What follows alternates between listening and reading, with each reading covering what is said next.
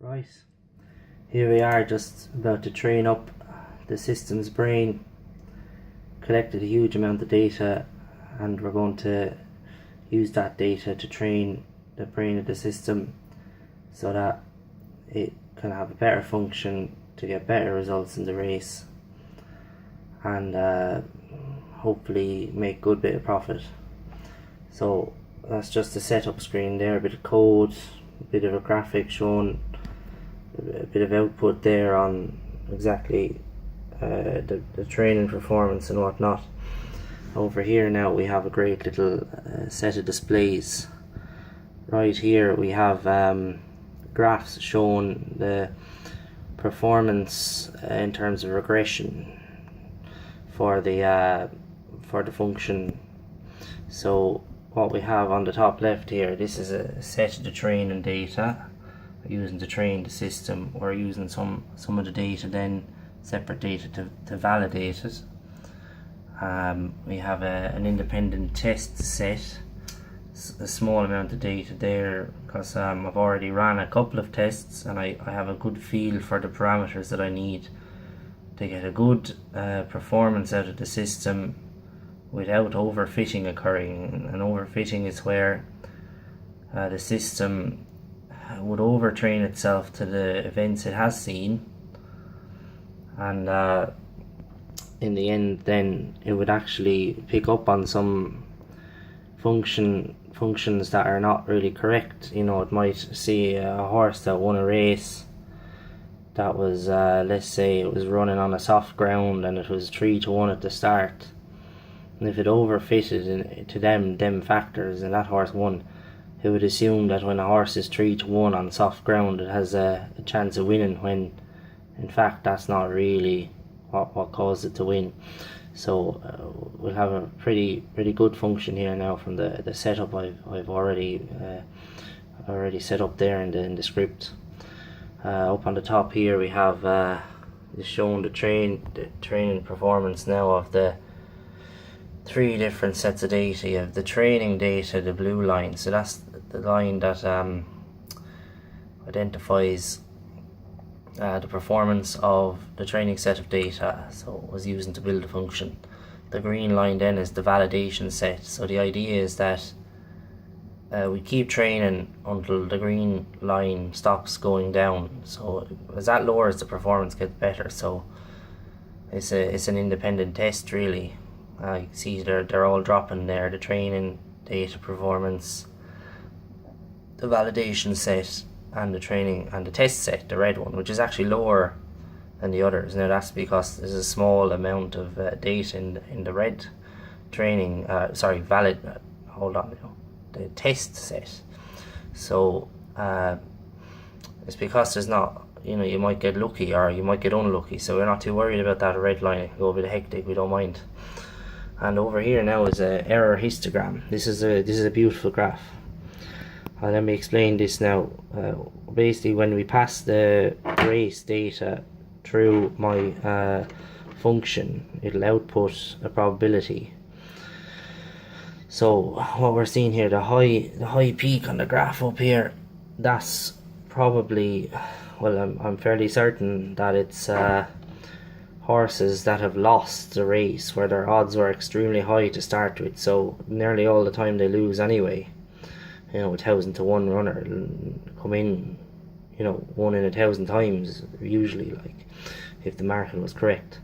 So there'll be a lot of horses with high odds that'll often lose, and the system is picking up on them now. So that's why you have a high peak there. It's well able to identify the losers. And on the other hand, then over here to the right, you've got a little peak there. That'll be the winners that actually lost. So they'd have all the factors going for them, so the system would think, oh, this is on for a win now. But actual fact, the thing might lose, it might fall, it might get taken on the line, whatever, and then it would have thought most of the way through it was going to win, or it had a decent chance, but no, it actually died in the end. So that's kind of what that is there now. So you have this line going up the middle here, this orange line. That line is the point of no error. So we have error equals targets minus output. So the target is what we're actually looking for. That's the actual result, the probability. And then when you subtract the output from that, that's what them values are. So over here, that's how I know these ones are probably winners. That ones that should have won, go looking at all the factors, but they actually didn't win in the end. So there you go. And it's finished training now, so I'll have a look at what the final performance is. So what we have here, this solid bar on the right, they're horses that won. That ideally they'd be up in the top right hand corner, but because it's such a chaotic event, horse racing, that anything can happen, there's a lot of factors, you're never going to get a perfect fit. That blue line there, if that ran completely diagonally from the bottom left to the top right, have a perfect fit, but that's never going to happen in horse racing. There's so much uncertainty and variability there, you know, you'd be kidding yourself if you thought you get that. But what you want is it sloping upwards. The more it slopes up, the better. So, and this number up here, the closer that number gets to 1, the closer you are to a basically perfect performance. You're never going to get it. So that's among the best I've seen now for training data. That's not really overfitting. And then how you can check is it doing well, the validation set. So the function hasn't actually seen any of this data, and it's got a 0.557 there, and it's used this data, and you got a 0.52. But the fact that the second one is actually a higher number is a great sign indeed, because it shows that it would actually perform better on the races in this set that it hasn't seen than the ones it's actually learned from.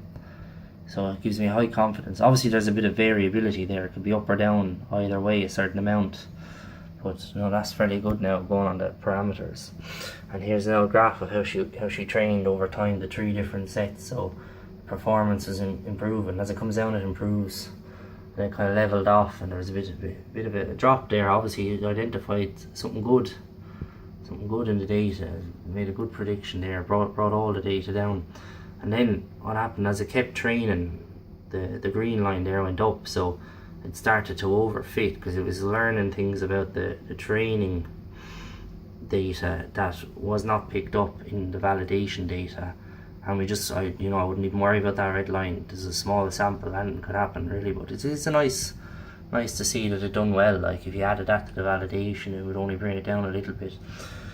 So there now, I'm looking forward to throwing this into the system and running some simulations and seeing, you know, what sort of profits we can get now when we tweak some of the parameters. And we won't just use this raw function, we'll adjust it and alter it and throw in different limits here and there, and hopefully we'll end up with a nice little system. So next video will be, I'll show you the simulation running, I'll show you the performance over time on the data, and we're going to use data that hasn't been trained from, so there's no overfitting. It'd be like looking into the future. From A to B we'll train it, and from B to C we'll test it, and we'll see how it goes. Right, good luck to you lads.